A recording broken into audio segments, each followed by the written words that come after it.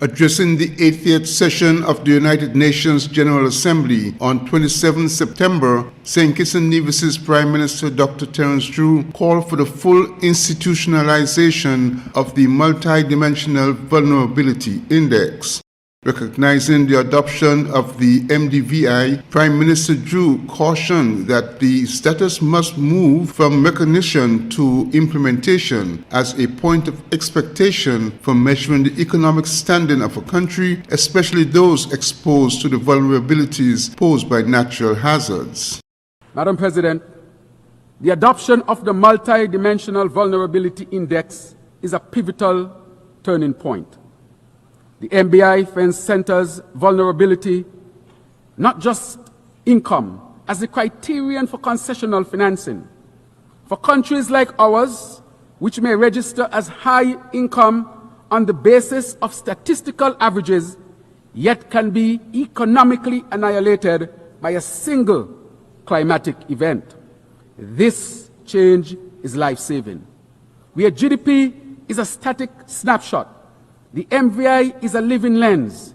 It sees susceptibility, it weighs shocks, it measures exposure.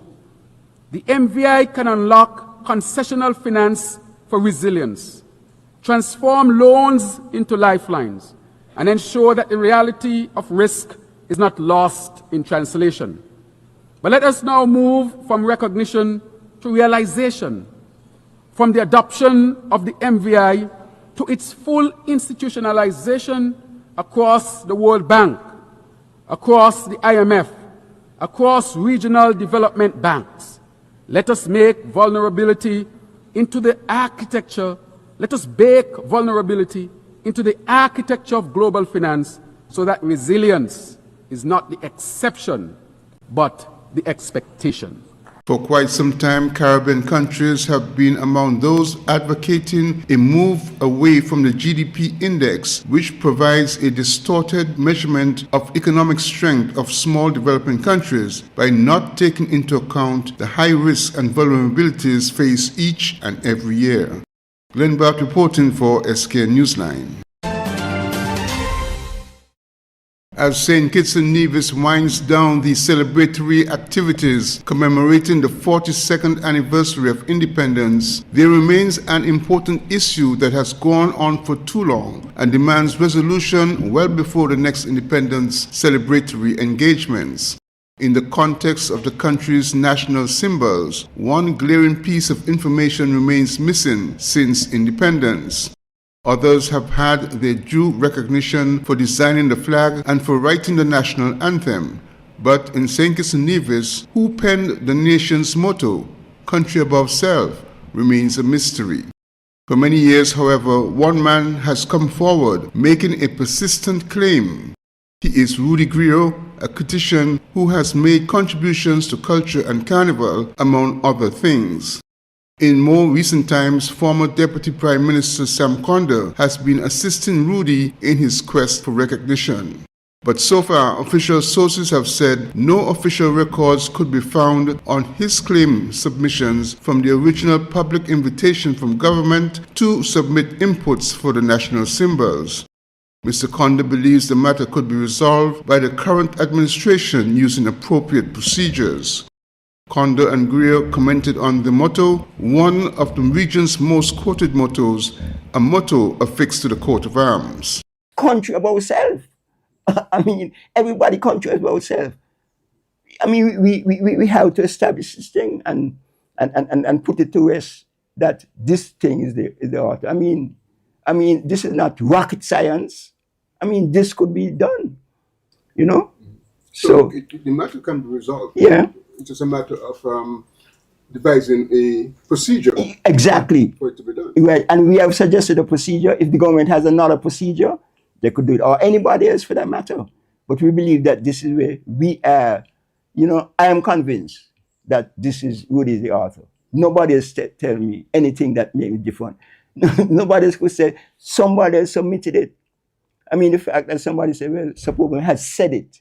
I mean, that is not, you know, that somebody sent me to something to say that could be came from the rotary motor, but that is not satisfactory. And, what Dr. Simmons told me, that Sir Kennedy, during the discussion, they were saying they're going to use the flag, and then somebody said, put on country road. Said, well, that really is not satisfactory either. Respectfully, that's not how your country come by its motto. And so nobody has given everybody trying to give me an answer. Nobody has given me any satisfaction. The only thing I believe is what Rudy told me. And the government could see whether it could find out if that is true. I mean, we must have somebody who could say somebody else did it, or who else did that, and who else did it. Nobody has been able to say that. There was a submission. Nobody has been able to say that. Would you address this issue because it's going to come up again? Your documentation. What happened to your documentation? Yeah. You yourself don't have the evidence. Yeah. What happened to it? Well, what happened to it is that I left in 1980.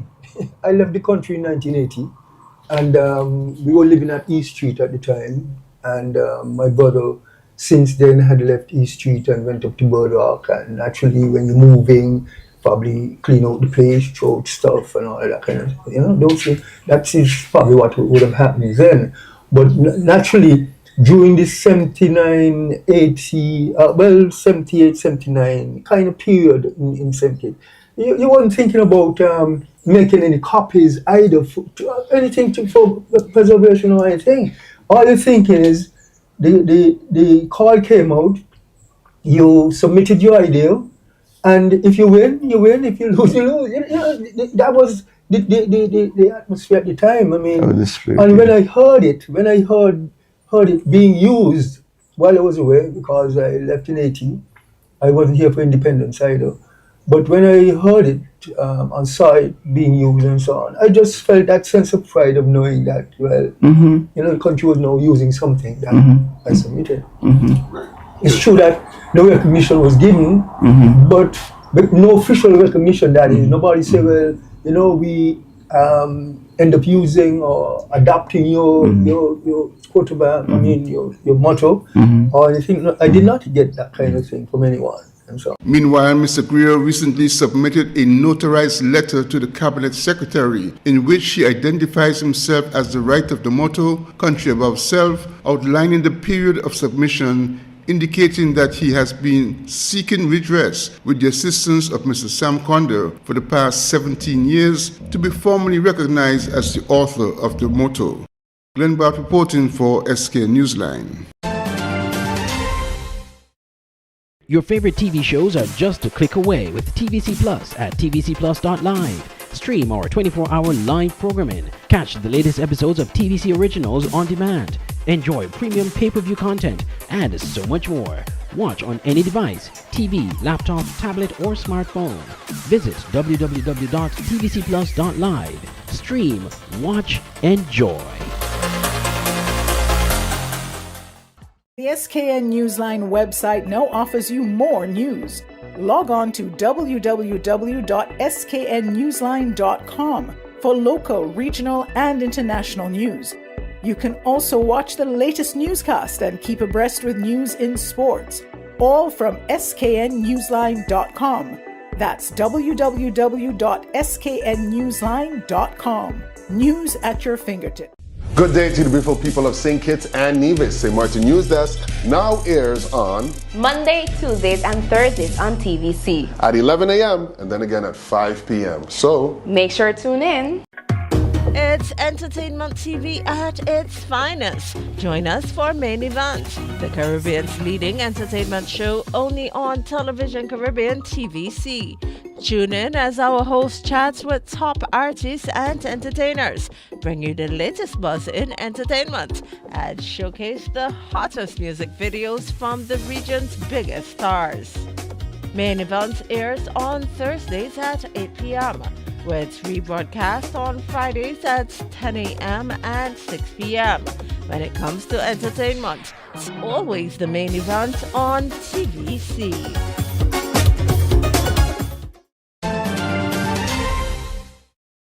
The Royal St. Christopher Nevis Police Force is investigating a fatal traffic accident that occurred at Manor by the Sea in Frigate Bay on September 25th between 5:30 p.m. and 6 p.m. Preliminary investigations indicate that a motor vehicle driven by Mr. Michael Prendergast, age 50, of Cedar Grove, St. Peters, entered the Manor by the Sea Villas compound, accelerated down a slope in a southeast direction, and collided with a retaining wall. Mr. Prendergast sustained severe injuries as a result of the collision and was subsequently pronounced dead at the scene by the district medical officer. An autopsy will be conducted to determine the precise cause of death, the police said. Police said investigations into the circumstances of this incident are ongoing, and the public will be updated as more information becomes available. An update on restoration work being done on the old Treasury building, which now houses the National Museum and is the headquarters of the management team, the St. Christopher National Trust, was provided to members of the public and news media in a walkthrough facilitated by the restoration contractor and representatives of the trust and government officials. Restoration work is being carried out under the expertise of Pioneer Heritage Restoration and Maintenance Group Limited of Trinidad and Tobago, a company that specializes in restoration works on heritage buildings and sites of historical and cultural value throughout the English-speaking Caribbean. Lindbergh Alvaranga of BOA Architects, Managing Director of Pioneer Heritage Justin Charles, and Executive Director of the St. Christopher National Trust, Ed Subracha-Keynes, commented on the $1.8 million restoration project. Initial scope of the project was the restoration of the structure of the building. You could see that certain parts of the building were falling off onto Bay Road, as well as on the southern side here towards Port Sante. And the stones themselves were in bad shape, as well as the wrought iron railings and some of the timber. I'll let Justin speak to the actual science behind what was done, what was analyzed in terms of the issues when turned over to him. But the initial scope, as I said, was generated mainly to restore the old building. Of course, there would have to be a scope beyond that for its actual purpose of being a museum. So something that we said earlier when we started the tour, remember we said that Portland cement and lime mortar aren't compatible enough. So a lot of the failures came because of that. So now that we have rectified those issues and restored that structural element of the building by placing in the joints of the building and on the walls, we won't have the issues going forward. Now it's just to continue maintaining the building, but specifically for heritage sites, because it's so costly to restore it. Let's maintain it so that we don't have the major issues that we have now on our heritage sites or monuments. Mm-hmm. Based on your experience in similar kind of projects throughout the Caribbean, how difficult is this one? It is difficult. It's not the most difficult or challenging project that we have worked on, but it is a difficult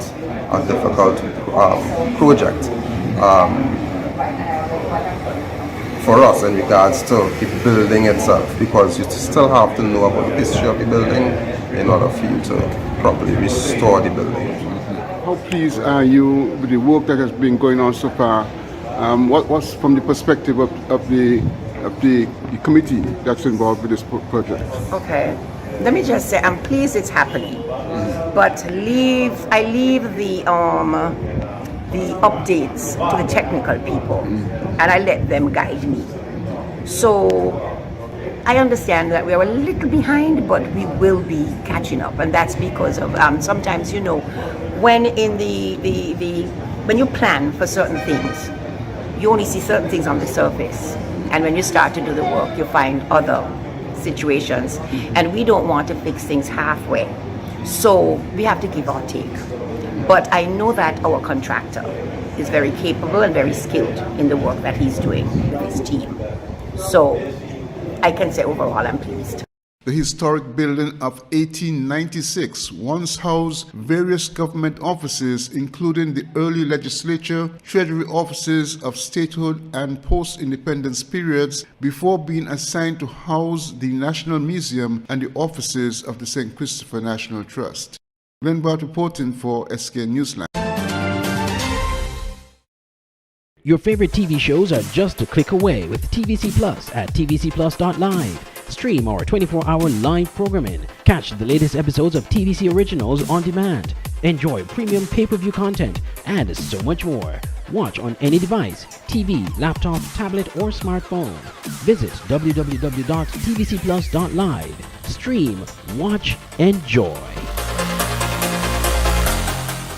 At The Cable, we believe in giving back because when our community thrives, we all do. That's why, as a company, we make it our mission to touch the lives of everyone in St. Kitts. We spearheaded the renovation of JNF Hospital lobby to ensure better care for all. The Cable sponsors free Wi-Fi in every community center across St. Kitts, so no one is left behind in an increasingly connected world. We stand with communities through every moment, big or small, in culture, education, youth development, and more. Y a ti también, comunidad latina. Cuenta con nosotros. Estamos con ustedes. And when it comes to customer service, we set the standard. We're just a call, click, or visit away because you matter to us. Join the company that truly cares. The Cable, more than service. We're family. Somos familia. And we're proud to always give more where it matters. Tune in to Insights on TVC, where we explore the unique stories and perspectives of our fascinating guests. I used to get in trouble for talking. I am really angry. I forget English. I had good examples of what people could become. Each episode brings you an in-depth look at individuals from diverse backgrounds, sharing their personal journeys and valuable life insights. I don't know. We're going to bathe here because Papa Bratcher says nobody owns the beach in St. Kitts. People who sound like this and saying that they're like 15, I'm like, you have a beard! Insights airs on Mondays at 8 p.m. with rebroadcast on Tuesdays at 10 a.m. and 6 p.m. Only on Television Caribbean, TVC. You can also stream on demand at tvcplus.live.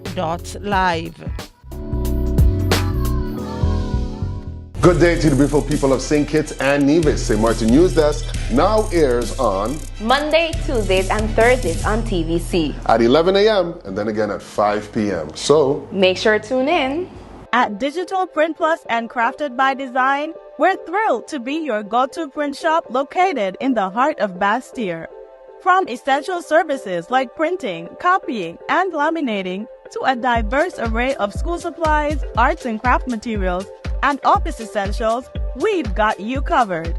Don't fret, Digital Print Plus and Crafted by Design are here to stay and ready to be your trusted partners for all your printing and craft supply needs. Ready for a visit? Find us at the corner between Dillio and Princess Street. Just look for the vibrant pink and yellow building with white doors. We can't wait to welcome you to our creative haven.